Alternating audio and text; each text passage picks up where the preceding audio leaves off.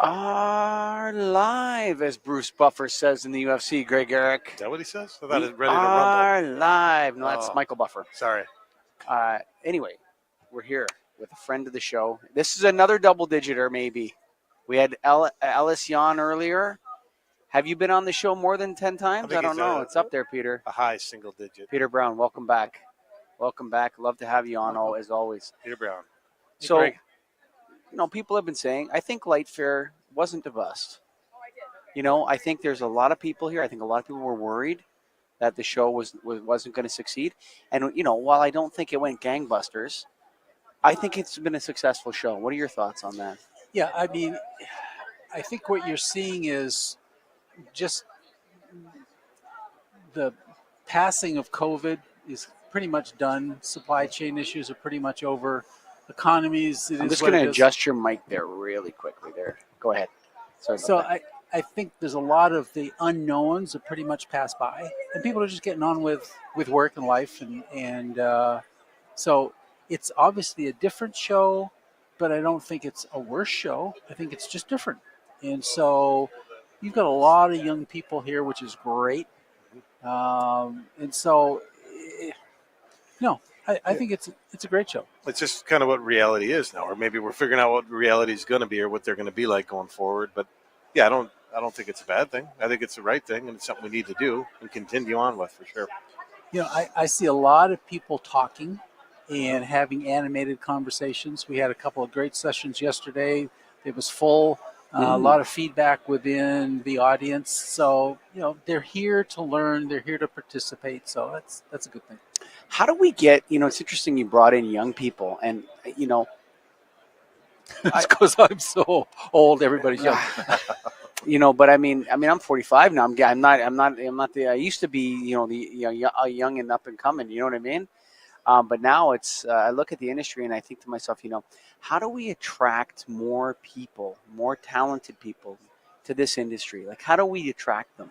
It seems like it's tough, actually. So in the two sessions we had yesterday, which was about the combination of electrification and controls and lighting in general, where it's all going, half of the room was electrical engineers. And I bet you the average age was probably in the 30s. Is that right? So I think there's a passing of the guard. If you looked 5 to 10 years ago, the age would have probably been at least 10 years older. And so there's a lot more average age of younger people that are participating. I think the whole electrification thing will draw the lighting industry in. Just when you say electrification, what are you talking about? Explain that to us. So basically the shift in load, new load, replacing fossil fuels with electricity, primarily whether it's directly for vehicles or a power supply, meaning natural gas generation versus wind or solar. Sure. So that whole is such a huge change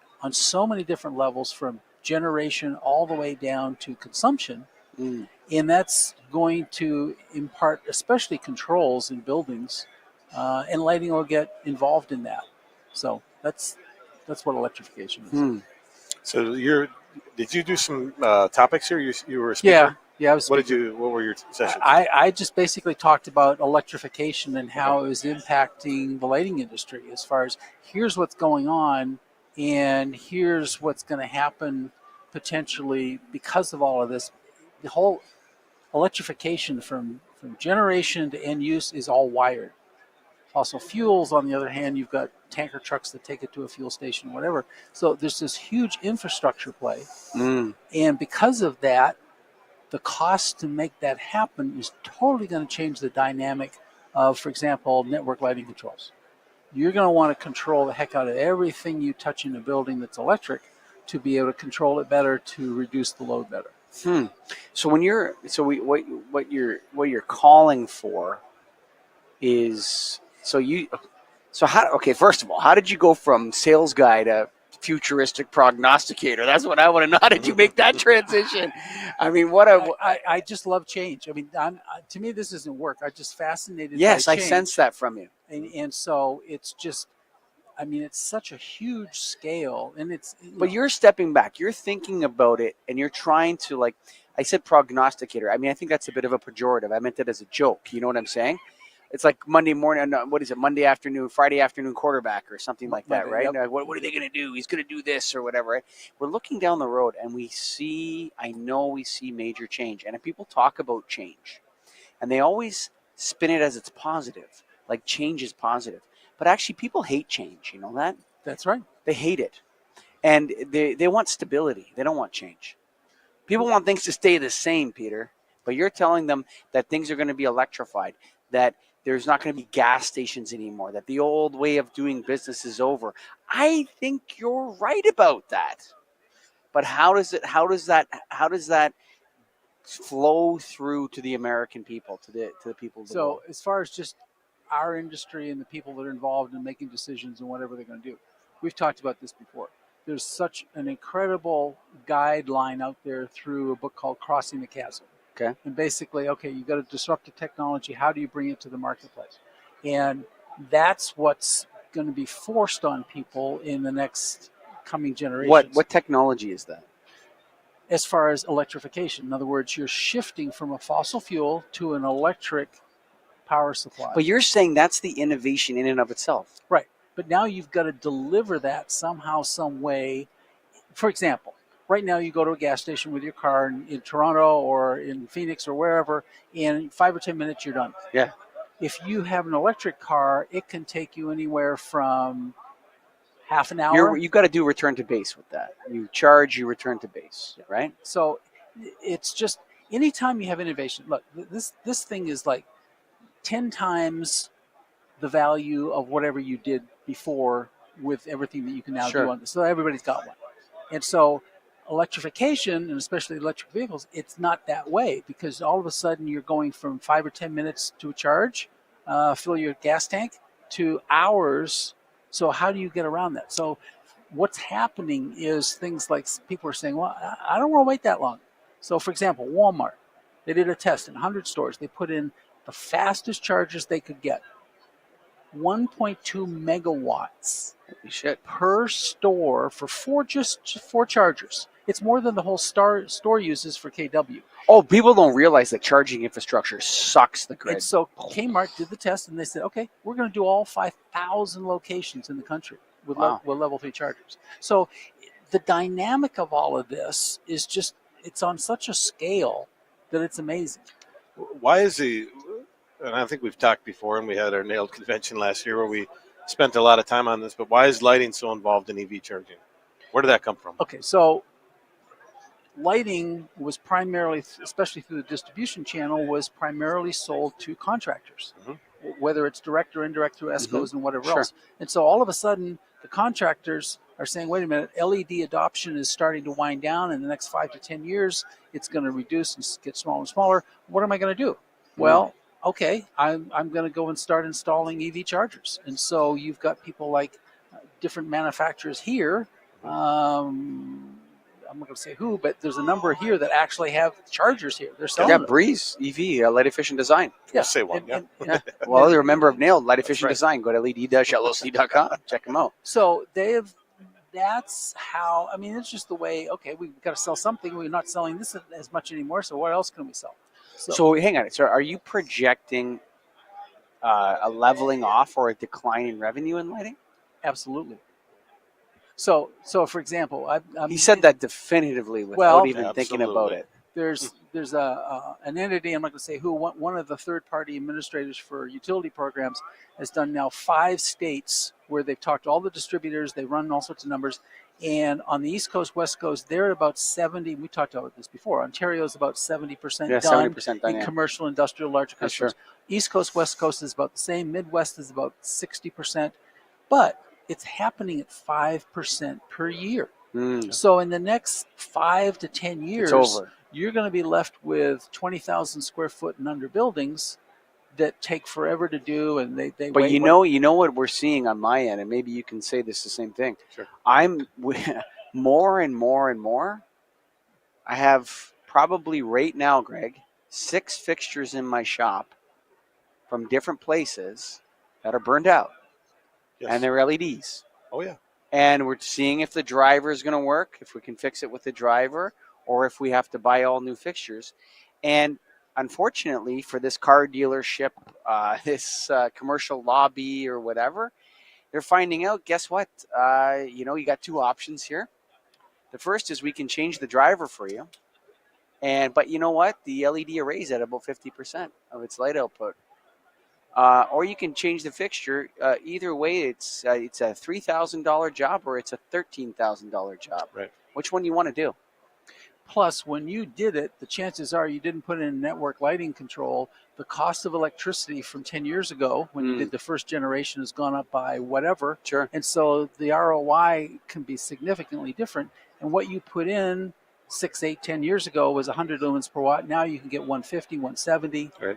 No, but people are pissed off that they can't change a light bulb, though. And I think we're underestimating that, Greg. Yeah, no, and I'm looking at an example I just had the other day where there was a building that was built in 2019, 50 high bays put in, and 8 of them are out. 8 are out already. In 4 years. Yeah, 3 years. 3 years. Maybe I did the math wrong, but yeah, either way, 220. So 3 years, and I don't know what the fixture is. They don't know what the fixture is, so I just said we're going to replace the fixtures, but they're going to look different. Yes. And they were fine with it in this case. So it's 8 fixture sale, but yeah, that's a nice sale. That's nice, but I mean that's I'll they're take weird now. Like that's we're going to have all these That's different like looking that's fixtures. like a $2,000 sale right there. Yeah, exactly. Yeah, I don't mind that. Yeah, I'll take take it. Yeah. We're But gonna have more of those. you know what I'm telling you right now, folks? If you're listening to this and you're talking to Peter Brown, the industry is changing. The industry used to be about MO. What do they call it? MO. What is it? MRO. MRO, where you're selling boxes of light bulbs and ballasts into the commercial industrial channels and all that sort of stuff. Now everything's a project, buddy. What is that fixture? I don't know. Is the company still in business anymore? I don't know. Oh. Are you going to get the driver on it? What about the LED array? I don't know. You know what? Just replace the fixture. Wow, the fixture's $400. You sure you want us to look at that? Everything's a project, Peter. So another benefit, potentially opportunity for lighting retrofit is you're going to see utilities go from basically a prescriptive program that's service territory wide. So Ontario Hydro says, okay, $100 for a high bay LED fixture everywhere we supply electricity. Sure. All of a sudden now, with all of this new load coming in, wait a minute, in downtown Toronto, where we're going to put a bunch of charging stations, and we now have to put transformers underground or whatever we've got to do that's going to cost a boatload of money, we're going to incentivize the heck out of a 4 square block area to get power out of those buildings. They're already doing that. There you go. They're already doing that. So there's a whole, it's just a different dynamic on what's low-hanging fruit. Yeah. They're willing to, certain areas, Ontario, they're willing to pay $1,200 a kilowatt now. Okay, so it's already happening. $1,200 a kilowatt's a lot of money. Dude. That's a lot of money, right? Even for Canadian, even in Canadian, it's like okay, so go $850 a kilowatt, American, right? But you take a look at it, like a lot of people do not understand the scale of charging batteries at these kinds of batteries. Like if you had electric cars for a full condominium, a multi-residential high-rise building, the charging of the cars would exceed the entire load of the building probably by 5 times. Yeah. Oh yeah. Maybe 10 times. Yeah. Like the infrastructure to do this is not in place, put it that way. And now Ontario is a jurisdiction that is electricity rich. So we could fire up another nuke any day, like just get it going, and we have more electricity than we can ever use. It's clean. We got hydro and nuclear in Ontario. 95% of Ontario is clean. So I heard this, the CEO of Ontario Power Generation stood up at a conference 3 or 4 years ago, and he said, if everyone in Ontario adopts an electric vehicle, the price of electricity will go down in Ontario, and we're one of the few jurisdictions in the world that can say that. Absolutely. Okay? Because that's not going to happen around here. No, you guys are totally screwed in most of the states. Unless you take every watt out of an existing building. You can't. There's only so much there. I know, but one of the big labs down here, the National DOE Lab, said, look, we think you can take 50% of the coming load out of existing buildings. Now, you got to do a huge deep dive retrofit, but you're going to be able to pay for it because of the avoided cost of doing it the other way. There's so much pressure on lighting, Peter, for efficiency. When are the refrigeration guys and the HVAC guys going to step up? Well, I've been talking to other people who have out here about saying, okay, instead of calling it network lighting controls, call it network building control, Yeah, that where you integrate it with HVAC. the HVAC guys have a huge head start on lighting. Mm-hmm. Okay, you go down to the First Canadian place. Okay, that building is never heated; it's only cooled. So the First Canadian place has no heating; it only has cooling. That's how big this building is. It's constantly -30 outside in Toronto. The First Canadian place is being cooled. Wow. Okay, all year round. So imagine the fortune they spend on electricity in the summer months. Okay. So they have the controls. They have screens of all. You go into their mechanical room where they're running. The engineers are running the building. They have screens at the HVAC, all the zoning, all sort of stuff. No lighting in there. They don't know anything about their lighting, but they already have all the HVAC controls they need. Now they may have changed that since I've been in the First Canadian place. Okay, so it's been whatever 4 or 5 years since I've been there. But I mean, lighting is saying we're going to take over the HVAC controls. I actually think it's the other way around. But again, every situation is different. It's just the whole dynamic of this is changing from, as I said, a service territory wide incentive program to much more localized. They're already doing that in California because of the issues of how much more it's going to cost them to add load. I mean, in Chicago, they've got old abandoned steel mills. Sure. Okay, where they've got a boatload of infrastructure, but they need the power 10 miles away downtown. Folks, thank you for listening to my good friend. You know what? I'll tell you. I would say that one of the first people I ever met in lighting many years ago who taught me so much stuff was Peter Brown. So I'd like to thank you It's here. almost 20 years. You realize Yeah, that? I know. 20 years ago we met. And I've learned so much from this guy, and I continue to learn. So thank you for being a part of Get a Grip on Lighting, Thank you, Peter. and all you listeners out there. You know what? Why don't you check out nailed.org, Greg Eric, or satco.com, or led-llc.com, or KeystoneTech.com, whoever you need. whatever you need. Nailed's got it. And if you're a distributor and you're listening to this, get in this association. If you're a contractor, join NALMCO. I mean, get after it, folks. Get associated. Let's go. This industry is ready to fire it up. So thank you for listening. Bye for now.